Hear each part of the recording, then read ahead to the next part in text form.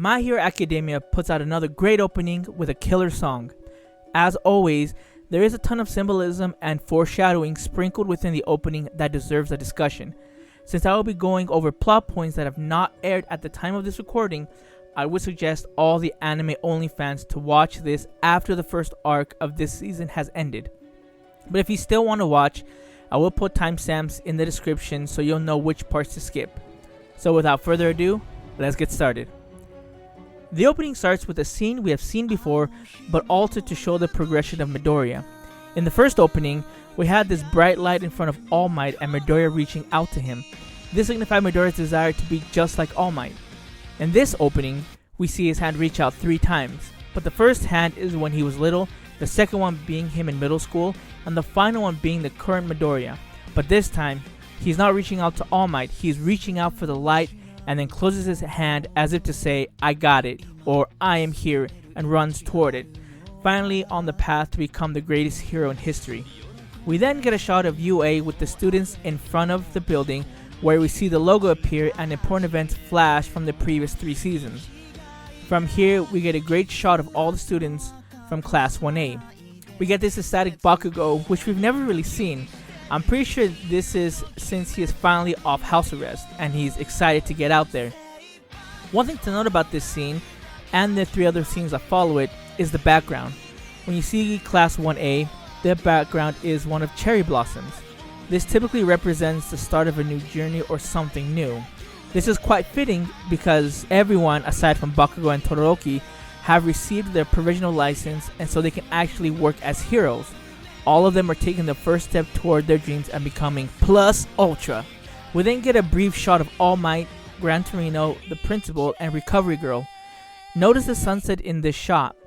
This is telling us that these heroes are no longer in the spotlight. It's now up to the new generation to pave the way.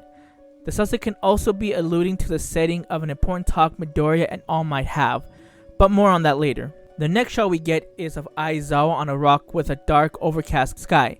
His eyes are closed, which is appropriate for him since he's always tired and wanting to sleep.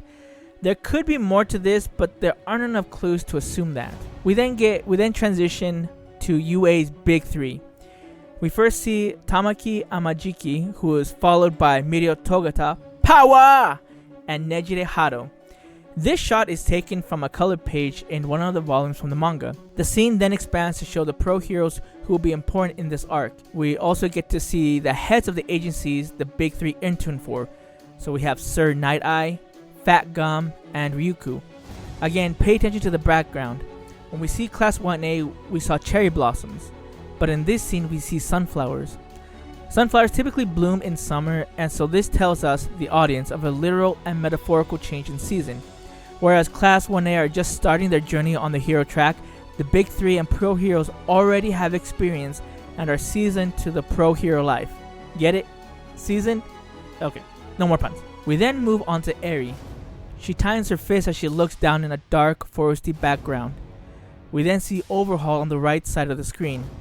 Eri's actions of tightening her fist is representing her animosity towards Chisaki and all the pain he has caused her, but it also represents bearing that pain since she doesn't want anyone else to be injured because of her. This will be later explained in the anime, so I won't dive too much into it. Our next shot is with All Might. He is in his skinny form but still wearing his hero costume. It looks like it could slip off at any time since he can no longer go into his muscular form. As he is walking, we see glimpses of people who have been involved with him and his power one for all. We see All for One, Shigaraki, his mentor Nana Shimura, and lastly his former sidekick Night Eye. We then are treated to a film roll that shows the timeline of All Might's and Night Eye's time together. The first scene we see is them bumping forearms and working great as a team. We then see a glimpse of a beaten up All Might. This comes from the aftermath of fighting All for One the first time. We then see a worried Night Eye reaching out his hands in a plea to stop All Might. The final shot we see is of them going their separate ways. What's interesting to note is All Might and him throwing away his crutch. This scene will most likely be in the anime since this is referencing a flashback where Night Eye is trying to convince All Might to retire since Night Eye looked into All Might's future and saw him get killed in a gruesome way by a villain within 6 to 7 years of that incident. All Might refuses to let people live without the symbol of peace and continues as a hero. The scene ends and then we see Night Eye start to sprint. Here we are given a clue to what his quirk is with the clocks in the background. We then cut back to All Might and we start to see him break into a run. Again, we are given a lot of information from the background from these two scenes with All Might. In the first one, it's all black. This mostly represents All Might contemplating on the people who have hurt him and who have been hurt because of him. The second scene is him running, and there are two big things to note. The first, why is he still wearing his hero costume? If you remember, he stated that he will still be training Deku and getting the next wave of heroes ready for what's to come. For him, his hero work isn't done. Although he can't fight like he used to, he can still do his heroic duties by getting his students, Deku especially, prepared. The second thing ties to the background. The background is of a sunset which represents a scene in the manga where Deku confronts All Might while he is jogging. We get a glimpse of this with the trailers that have been released to promote the season. This will be a turning point for Deku since he will find out about All Might's foreseen death. Although this is hard to hear and hard to discuss, All Might as well as Deku will not see this prediction as unavoidable. This is the reason why All Might is training even though he's retired. One thing I want to bring up before we go into the next scene is the music. We have the band Blue and Count playing their song Polaris. The lyrics have a lot of significance which we'll touch on later. Right now I wanted to add at how great the music lined up with the scenes with All Might and Night Eye. The song goes into its pre-chorus where it drops the percussion and bass and has only the vocals and guitar. This is set to the scene of All Might and Night Eye. This is done purposely to really drive the fact that this is a pinnacle moment for both of these heroes. The song then picks up as they begin running, which gets us to the chorus and the next scene. We then get a shot of Uravity and Froppy, followed by Red Riot.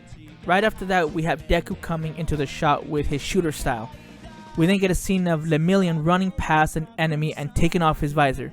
This actually gives us a lot of information that I did not notice the first time I saw this opening. Upon seeing it the second time, we can see that the enemy he hits is Nemoto. This is significant because he is the one that shoots Lemillion with the perfected serum to erase quirks. Lemillion losing his quirk is shown in this scene with his action of throwing away his visor. But, like the great hero he is, he still presses forward.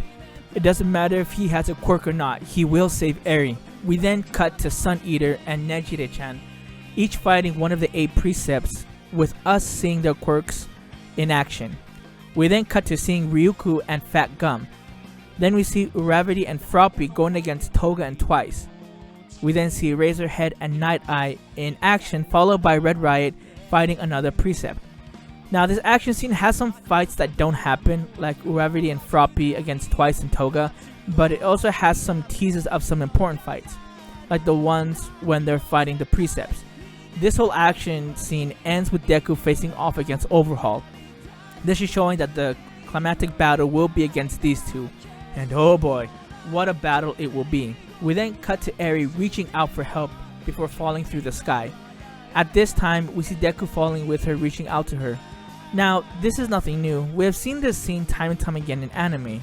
So the question is, what makes this scene important other than the obvious? We can obviously tell that Deku is trying to save Eri, and the fact that they're falling represents that he has to save her before they hit the ground, before it's too late. What makes this scene more important than other scenes that are done the same way are in the details. As we see Eri falling and reaching out for Deku, we see her bandages start to unravel. This signifies her scars being healed. But not her physical scars, it's her emotional scars. And Deku is integral for that healing process. I will say this scene would have been a million times better if Lemillion was there as well. We see in the trailer that both of them are dead set on saving Eri. Their determination burns as bright as the sun, and it feels like an opportunity was wasted with omitting Lemillion from this scene. But I digress. One last thing that makes this scene great are the lyrics that accompany it.